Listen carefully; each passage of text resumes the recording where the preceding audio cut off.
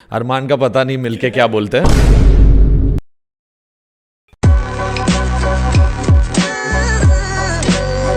तुमने एक कमेंट कही थी कि 10-15 साल जो मेरा स्ट्रगल था, what was that struggle all about? किस बात की स्ट्रगल थी? काम मिलने की स्ट्रगल या people were not treating you right? क्या था? I like to be, as I said, I like to show a very happy picture. And here I don't want to share on this channel or in this zone of radio के क्या हुआ मेरे साथ और मेरा ये हो गया, मैं ऊँ करना, क्योंकि उस मुसीबत के दिनों के अंदर भी मैं सबसे ज़्यादा खुश था। मैंने किसी तरह भी हैप्पीनेस का दामन छोड़ा नहीं। हमेशा मैं गॉड को कहता था थैंक यू, जो भी तूने मुझे दिया उसके लिए मैं शुक्रिया अदा करता हूँ। लेकिन जो मेरे दिल के अंदर साइलेंट ज़ख्म थे, आप बिलीव नहीं करेंगे, जो ज़ख्म जिन लोगों ने मुझे मेरे दिल के अंदर एक स्कार छोड़ दिया था ना, अमल और अरमान के दौर में मरहम बनकर मेरे हर जख्म को उन्होंने चल लिया। And I do not want to even cry और गेट इमोशनल और anything about it, because I thank God, I thank all the people who love Amal and Arman. Keep blessing my family, my children. We are only सेवक of music और हम सारी ज़िंदगी अच्छे से अच्छा काम करेंगे, अच्छे से अच्छा गाना बनाएंगे, कॉम्प्रोमाइज़ नहीं करेंगे। बाकी जिनको पॉलिटिक्स करनी है, जिनको जो करना है वो करें, हमको सिर्फ एक काम आता है, अच्छा गाना बनाना, अच्छी तरह गाना, और वो हम कोशिश करेंगे। क्या बात है। इसी बात पर एक गाना हो जाए, पर एक गर्लफ्रेंड को डेडिकेट करते हैं। कौन सी गर्लफ्रेंड तेरा नाम? हाँ, मैं हूँ हीरो तेरा से बेटर सॉन्ग हो नहीं सकता है। सबसे बड़ी बात यह है कि जब मैंने अरिजीत को अमल का नाम लेते हुए सुना, एक उसका कॉन्सर्ट मैंने वॉच किया। Arijit my favourite singer, of course I love him, he is one of the greatest singers.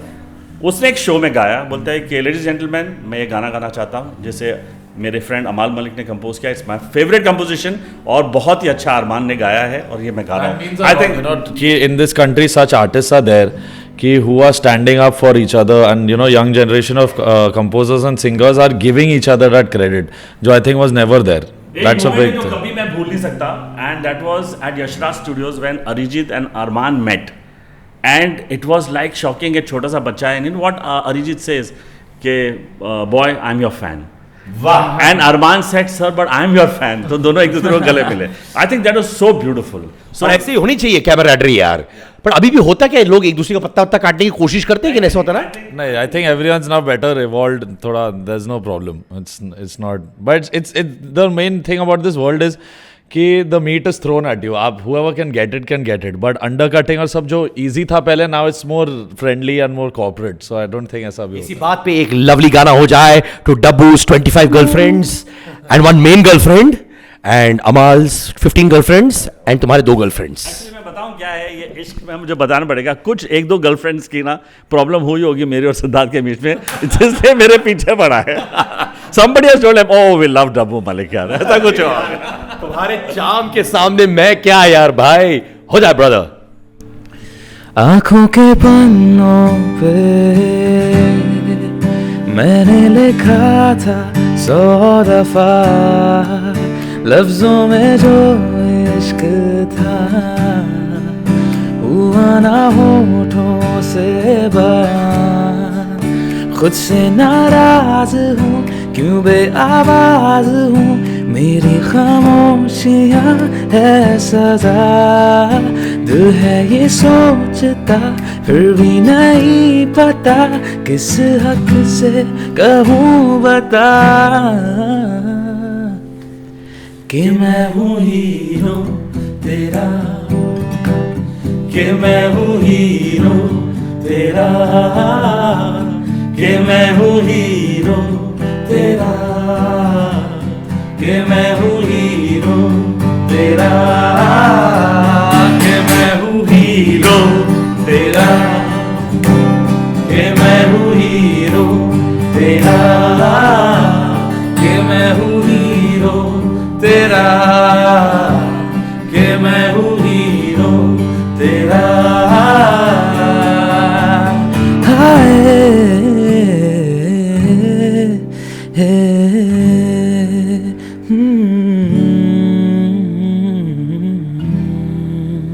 I love this यार, क्या एनर्जी है तीनों में। पर बताओ, कभी ऐसा होता है कि do you guys actually get time to spend with Annu as well? Annu के साथ कभी मिलने का मौका मिलता है? Do you guys meet once in a while? ऐसा होता है कि नहीं? We end up meeting outside mostly. घर पे तो we have not, जब से Arman and I have started doing decently well in life musically, so it's been little tough for me to meet Arman only. You know, कि हम लोग के इतने timings problem है कि I have to call mom or dad कि when they're out for shows, I'm like मेरा recording है परसों, they want Arman to sing. If he can't do it, tell me now. You know, so we both as brothers only have not gotten time. But whenever we meet Annu uncle, he's quite supportive at least of my music. Arman का पता नहीं मिलके क्या बोलते हैं. एक film थी सोनम कपूर की called Naina, which he really liked, and he told me that, you know, this is the style that my father used to do, and melody, just pure melody and great arrangement. So I think you're getting the legacy back, which is good. नहीं पर बताओ क्या तुम्हें आके शायरी वारी सुनाते हैं कि नहीं अपने? नहीं, वो एक जो चीज़ है ना, जो कमेंट्री जो हम सोचते हैं वो ऐसा कुछ हमारे रिश्तों में है नहीं, लेकिन एक चीज़ डेफिनेटली है कि कहीं उनके अंदर जो एक म्यूज़िकल इंसान है, जो एक musical being a son of Sardar Malik, he definitely deep down in his heart knows that the musical legacy is in the right hands. और अगर वो उस चीज़ को प्रोजेक्ट करें या ना करें, because is a tough, is a fighter, because आज की तारीख में भी वो 16 साल के हैं और उनको संगीत आज भी बनाना है और he wants to be the best and he is the best. And he is the best. So वो उस चीज़ को उनसे आप नहीं छीन सकते. तो as far as that competitive spirit is concern, I think that is one element which is never going to go. I think that's good also, because that helps me believe कि someone who was debuted in 1979, today's 2017, he still has that fire. So that shows कि, you know, when I do a good song, I get a call and say कि अच्छा तूने ये बनाया, मेरा मोमो के धागे आ रहा है. So that gives you that fight कि चलो this. I don't have that angle in me. I do not have that spirit in me. But because I'm basically like, now I want to make films. I've started making short films. I want to make independent films. I want to make a writer, become a writer director. क्योंकि मेरा जो dimension है ना, वो हमेशा change हो जाता है 5 सालों के अंदर, और मेरे बच्चों के अंदर मैंने वो फोकस देखा है. Like Amal is a hardcore musician at heart, so he will branch out whatever he needs to do in music. Arman is a hardcore guitarist, singer, so anything that is connected with music and singing is what he does. मेरा हमेशा क्या रहा कि अच्छा ये 5 साल हो गए यार, बहुत हो गया, ये नहीं करना, अब ये करते हैं, और अब ये छोड़ दो, या ये करते हैं वो करते हैं. मैं अपने आप को री इन्वेंट करता रहता था, क्यों पता नहीं, बट हो सकता है कि कहीं मुझे ऐसा अंदर लगता हो कि यार अगर मैंने इसमें ड्वेल किया. मेरे को आज तक याद है, बाजीगर, तिरंगा, बेटा हो तो ऐसा, लाल Dupatta Malmal ka and all that, as an actor super hit हो गए थे.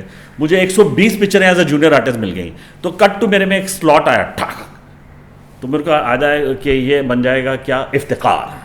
हाँ, I will be the next Iftikhar, future of the, her picture में इंस्पेक्टर, हाँ जी बहनों भाई. तो मेरे को रात को नाइटमेयर आया, मैंने ज्योति को उठाया, मैंने कहा बॉस मुझे एक्टिंग नहीं करनी. तो यार 10 साल से तू ट्राई कर रहा है एक्टिंग, आज तेरे पास 3 सुपर हिट है. बोलते नहीं, मैं बन गया हूँ इफ्तिकार. तो वो कैंसिल हो गया. Next morning I got up, I said कुछ करना है, कुछ करना है, कुछ मुझे नया करना है. और अपनी कैसेट सीडी लेके ना मैं पहुंच गया जी, और वहाँ पे बोला कि सर मुझे एक एल्बम करना है, मुझे सिंगर बनना है. वहाँ से एक नई जर्नी स्टार्ट हो गई. फिर वो वर्कआउट नहीं हुआ, बोला नहीं ये बकवास है, इससे कुछ नहीं होने वाला. हाँ, तो मैं पहुँच गया एट राजश्री प्रोडक्शन. वहाँ बैठे तो उन्होंने 4 घंटे मुझे बिठा दिया राजश्री में. हाँ, उनको लगा मैं शायद वाना भी एक्टर हूँ या कोई एक्टर बनने वापस. उनको पता नहीं था कि आई वांट टू डू. मैंने गाना सुना था, ओ ढोल, कौन सा ढोलना ढोलना कोई गाना था, मलाइका अरोरा वाला. एंड उस टाइम में ना उस गाने को सुन के ना मैंने गाना उनके ऑफिस में राजश्री प्रोडक्शन में गाना बनाया. बिंदिया चमके चूड़ी खन के लौंग मारे लश्कर हम हो गए तुम्हारे. तो मैं उनके पास गया, ऑफिस में खोला, उनको मिला, तो बोला कि ये हमारी टाइप का म्यूजिक नहीं है, ये हम ऐसा कुछ करेंगे नहीं, हम एल्बम अलग करने वाला. और मैंने वहाँ से बस पकड़ी, बस BUS बस पकड़ी फ्रॉम प्रभा देवी. वहाँ पे एकदम फुल ऑन, एकदम डूड की तरह वहाँ पे बैठा. But I was not scared to sit in the bus. वहाँ बैठा, पैसे ही नहीं थे, क्या करता. बस में बैठा, वहाँ सीधा बांद्रा उतरा. बांद्रा उतर के सीधा मैं सलीम खान साहब के गया, एंड रेस्ट इज हिस्ट्री. उन्होंने मुझे देखा, उन्होंने बोला बेटा ये गाने किसने बनाए. तो मतलब मैं ऑलमोस्ट बोल रहा था कि अन्नू जी के गाने हैं, मेरे गाने नहीं है, मेरे को खाली गाना गाना था. मेरे अंदर इंस्टिंक्टिव बोला नहीं सर मैंने ऐसे टूटा फूटा बनाया है, कंपोज किया है. तो उन्होंने एक चीज़ मुझे बोली जो मैं कभी नहीं भूला, कि बहुत बुरे फ्लॉप म्यूजिक डायरेक्टर भी बनोगे ना तो 5 करोड़ बना लोगे ज़िंदगी में. बिकॉज तुम्हारे डैडी सरदार मलिक हैं, तुम्हारा भाई अन्नू मलिक है. एक कदम करोगे म्यूज़िक के अंदर तो 10 कदम इंडस्ट्री तुम्हारी तरफ आएगी. ये अपने फितरत को मत बदलो, तुम्हारे अंदर संगीत है और जो संगीत है वो डाल दो, और आगे कितना, उन्होंने सिर्फ बोला ही नहीं, फिर मुझे मैंने Dil Tujhko Diya was given by Sohail and Salman, and rest is history. And I think 6-7 साल I really went bang on into music, and rest is that I got into music because Amal and Arman had to come. तो वो उतना contribution है बस मेरी.